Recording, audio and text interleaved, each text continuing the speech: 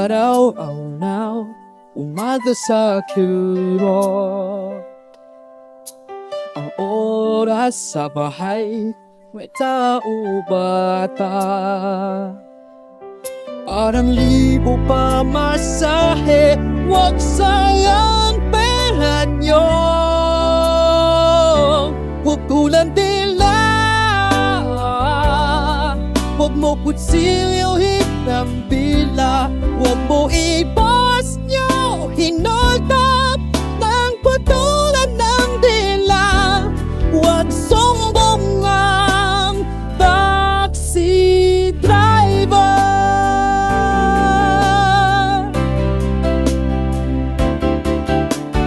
Bakit putulan ng dila punta sa hospital?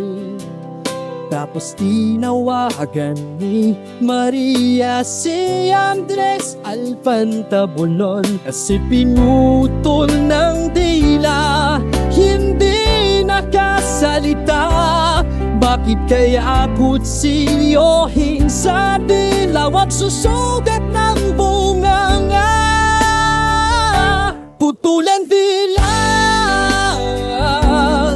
huwag mo kutsilyohin ng dila. Huwag mo ibas nyo, hindol-dap ng putulan ng dila.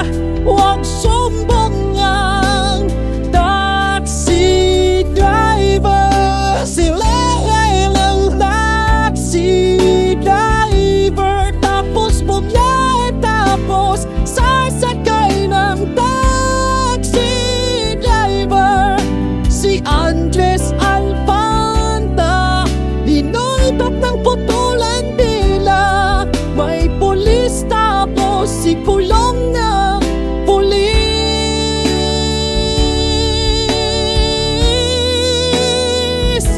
Putulan dila, huwag mo kutsilyohin ng dila. Huwag mo iba